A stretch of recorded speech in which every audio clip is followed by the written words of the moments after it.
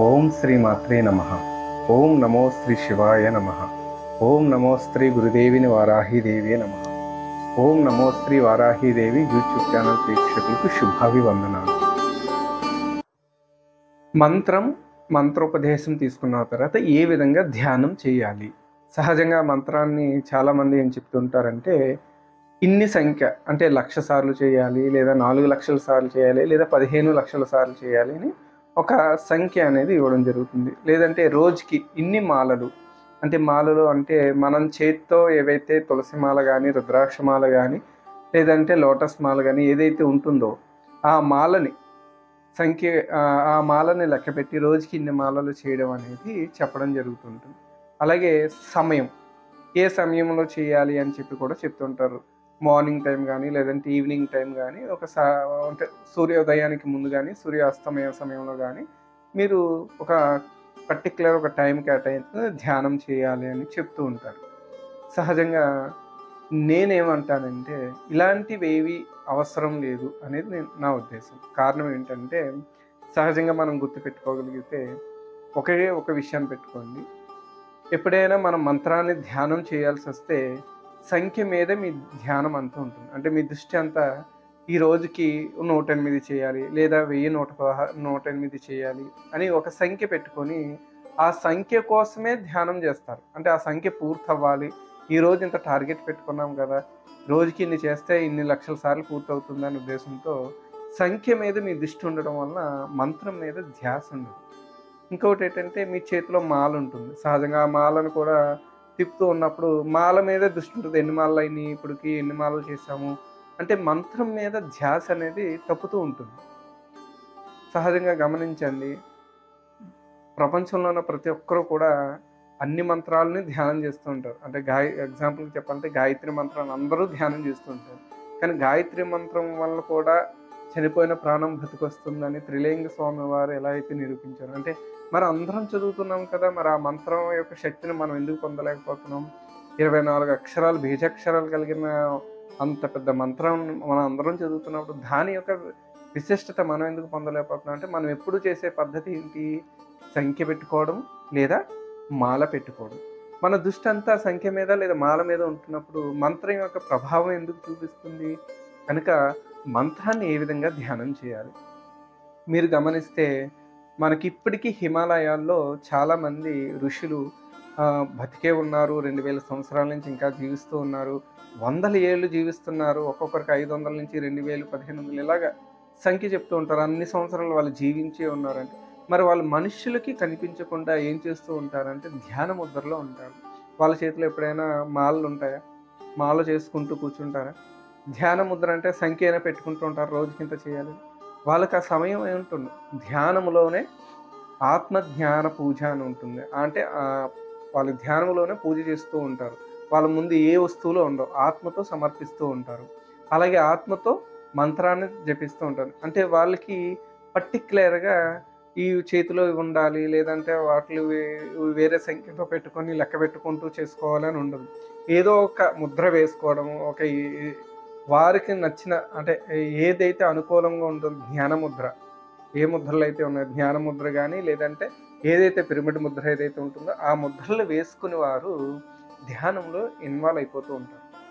Involve అయిపోయినప్పుడు వారికి ధ్యానంలో దృష్టి అంతా దేని మీద ఉంటుందంటే మంత్రం మీదే ఉంటుంది. కేవలం మంత్రం మీదే వారి ధ్యాస అంతా నిలిపి మంత్రాన్ని ధ్యానం చేస్తూ ఉంటారు. మరి మనం ఏం చేస్తుంటామంటే అనేక రకాల పద్ధతులను ఉపయోగించి మంత్రాన్ని పూర్తి చేస్తూ ఉంటాం. అంటే మనకున్న ఎవరైతే మంత్రోపదేశం ఇచ్చిన గురువు గారు చెప్తూ ఉంటారు, అమ్మా ఈ మంత్రాన్ని నువ్వు ఒక 10,00,000 సార్లు ధ్యానం చెయ్యి, నీకు మంత్రం యొక్క విశిష్టత, నీకున్న సమస్య తీరిపోద్దని. వాడు ఇంకా మంత్రం మీద ఆ సంఖ్య మీదే ఉండిపోతాడు జీవితాంతం. వాడు గుర్తుపెట్టుకుంటాడు ఏంటంటే నేను 10,00,000 సార్లు చేస్తే నా కోరిక తీరిపోద్ది, ఈ 15,00,000 సార్లు చేస్తే ఈ మంత్రం యొక్క విశిష్టత తీరిపోద్ది, అప్పుడు నేను తర్పణాలు ఇచ్చేయచ్చు, పూజ చేసేసుకుంటే, హోమం చేసేసుకుంటే ఈ మంత్రం పూర్తయిపోతుంది అనే ఆ మోడ్లోనే ఉండిపోయి వాళ్ళు ఆ దాని మీదే జాస్తితో పరిగెడుతూ ఉంటారు. చెప్తూ ఉంటారు చాలామంది, గురువుగారు మేము మంత్రం 15,00,000 సార్లు చేశానండి, 10,00,000 సార్లు చేశానండి, కానీ ఫలితం రావట్లేదండి, మరి ఎందుకో జరగలేదండి అంటారు. వాడు సంఖ్య మీద చేస్తుంటే మంత్రం యొక్క విశిష్టత ఎందుకు లభిస్తుంది? మంత్రం యొక్క శక్తి ఎందుకు లభిస్తుంది? మరి మంత్రాన్ని ఏ విధంగా ధ్యానం చేయాలి? గుర్తుపెట్టుకోండి, రోజుకి ఇలా చెయ్యాలి అనే నియమం ఫస్ట్ తీసేయండి. సెకండ్, రోజుకి సంఖ్య మీద ధ్యాస పెట్టాలి అనేది నియమం తీసేయండి.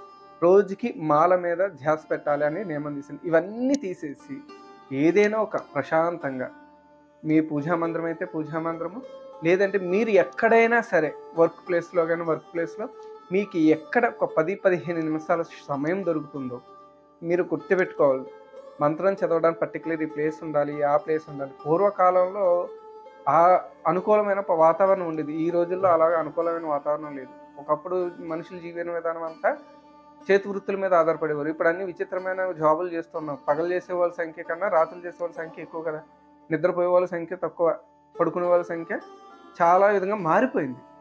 అంతే కదా! సో, కనుక ఆ వాతావరణానికి, ఈ వాతావరణానికి చాలా వ్యత్యాసం ఉంది కనుక, మన అనుకూలమైన సమయాన్ని కూడా దేవుని కోసం ఏ విధంగా కేటాయించాలి. లేదు నువ్వు బ్రహ్మముహూర్తాన్నే లెగాలంటే ఈరోజు రాత్రుల్లో నిద్రపోయే వాళ్ళ సంఖ్య ఎంతమందండి? ఒకప్పుడైతే 6, 7 అయ్యేటప్పటికే భోజనాలు చేసి నిద్రపోయేవారు. మరి ఇప్పుడేట్రా అంటే 12 దాటాలి, కనీసం తెల్లవారుజామున 3 గంటలకు గాని నిద్ర పట్టదు.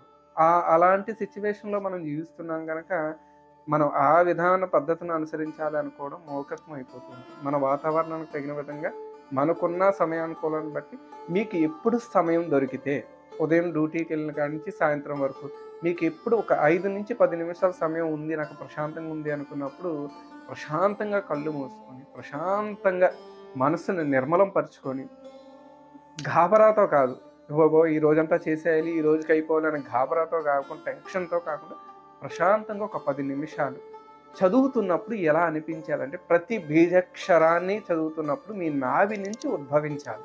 అక్షరం అనేది మీ నోటి నుంచి రాకూడదు. మంత్రం చదువుతున్న మీ నోటి నుంచి చదవకూడదు. లేదా మీ గొంతు నుంచి చదవకూడదు. నాభి నుంచి. లోపల నుంచి మంత్రాన్ని ధ్యానం చేస్తూ ప్రశాంతంగా, అది ఒక్కసారి చదువుతారా, 100 సార్లు చదువుతారా పక్కన పెడితే, చదువుతున్నప్పుడు మీ యొక్క మనస్సు, మీ యొక్క ఆత్మ సంతృప్తి చెందాలి. అంటే చదువుతున్నప్పుడు ఆ వైబ్రేషన్, ఆ బీజాక్షరాల్లో ఉన్న వైబ్రేషన్, అందులో ఆ మంత్రంలో ఉన్న పేరు ఏదైతే దేవతామూర్తి పేరుందో దాన్ని చదువుతున్నప్పుడు మీ శరీరం అంతా కూడా ఒక వైబ్రేట్ అవుతూ ఉండాలి. ఒక ప్రశాంతంగా అనిపించాలి.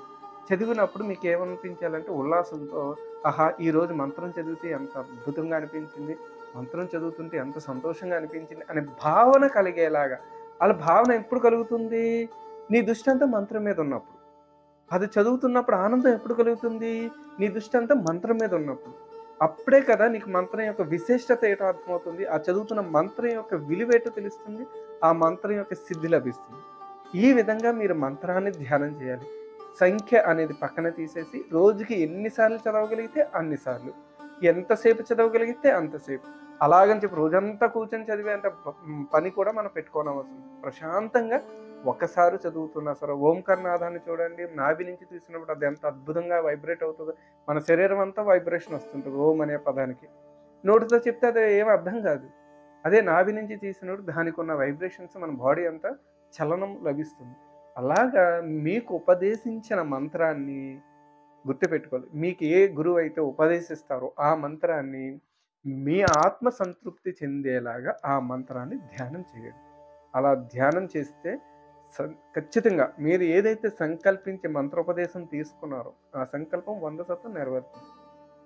ఈ పద్ధతిలో చేస్తే. అంతేగాని రోజుకి మాలలు చేస్తాను, లేదా సంవత్సరంలో ఎన్ని లక్షల సార్లు చేస్తాను అనుకుంటే, నీ నోటికి ఆవేశం తప్ప, నీలో బీపీ పెరగడం తప్ప, నీలో స్ట్రెస్ పెరగడం తప్ప, నీకు టెన్షన్ పెరగడం. చాలామంది చెప్తున్నారు, తలపోటు వచ్చేస్తుందని మంత్రం చదువుతాను. మరి ఎందుకు రాదు? గడగడ గడగడ గడగడ మంత్రం చదివేసుకుంటున్నావు. ఏదో నీ సమయం అయిపోవాలని. నువ్వు అలా చదువుతున్నావు, తలపోటు కాకపోతే అన్ని రకాలు వస్తాయి. కనుక మంత్రాన్ని ఎప్పుడు పరిగెట్టే విధంగా కాకుండా ప్రశాంతంగా చదువుకోవాలి, ప్రశాంతంగా ధ్యానం చేయాలి. గుర్తుపెట్టుకోండి, ఏది మీ చేతిలో అవసరం లేదు. నువ్వు రోజుకి ఎన్నిసార్లు చేశానన్న టెన్షన్ కూడా పెట్టుకోవద్దు. ప్రశాంతంగా చదివితే నువ్వు చదివేది నీ యొక్క సంకల్పం కోసం, నీ యొక్క ప్రశాంతత కోసం. అది కరువయ్యేలాగా చదవకూడదు. అది సంతృప్తి పొందేలాగా నువ్వు చదవాలి. అలా చదవాలి అంటే ప్రశాంతమైన వాతావరణాన్ని ఏర్పాటు చేసుకొని, వీలైతే ఇంటి దగ్గరే ఉన్నారనుకోండి, పూజా మందిరం దగ్గర ఒక దీపం వెలిగించండి. ఒక కొద్దిగా పసుపు, కుంకుమ, అక్షంతలు ఆ దీపం దగ్గర పెట్టి, ఏదైతే దీపం ఉందో ఆ దీపం ముందు మీరు మీకు కలిగిన ఆసనాన్ని వేసుకొని, ప్రశాంతంగా ఒక ముద్ర వేసుకొని, ఆ తల్లి యొక్క ఎవరైతే నామం ఉంటుందో ఆ తల్లిని స్మరించి మంత్రాన్ని మొదలుపెట్టండి. చదివిన మంత్రం ఒక్క 2 నిమిషాలైనా చాలు, మీ శరీరాన్ని సంతృప్తి చెందాలి. మీ ఆత్మ కూడా సంతృప్త 2 ఎందుకు సంతృప్తి చెందాలి అంటున్నానంటే సింపుల్. మంత్రం చదివినప్పుడు తెలియకుండా వైబ్రేషన్ వచ్చిందంటే శరీరం కలుగుతుంది. చదివిన తర్వాత సంతృప్తి కలిగిందంటే ఆత్మ సంతోషించినట్టు. సో, ఈ 2 సంతోషించినియి అంటే నీ మనసు కూడా ప్రశాంతంగా ఆ మంత్రాన్ని ఆస్వాదిస్తుంది. ఆ మంత్రం యొక్క విశేషత నువ్వు అనుభవిస్తావు. సో, అర్థమైంది అనుకుంటున్నాను. మంత్రాన్ని ఏ విధంగా ధ్యానం చేస్తే సంకల్పాలు నెరవేరుతాయన్నది మరొక వీడియోలో కూడా నేను మరిన్ని వివరాలు తెలియజేసే ప్రయత్నం చేస్తాను. ఇంకా మీకేదైనా మంత్రం మీద లేదా మంత్రోపదేశాల మీద అనుమానం ఉంటే ఖచ్చితంగా నాకు మెసేజ్ చేయండి. అలాగే నా యొక్క ఫోన్ నంబర్ ఉంటుంది. దానికి మీరు వివరంగా వాట్సాప్ చేస్తే గనక నేను తెలియపరిచే ప్రయత్నం చేస్తాను. ఓం శ్రీ వారాహి దేవియే నమః.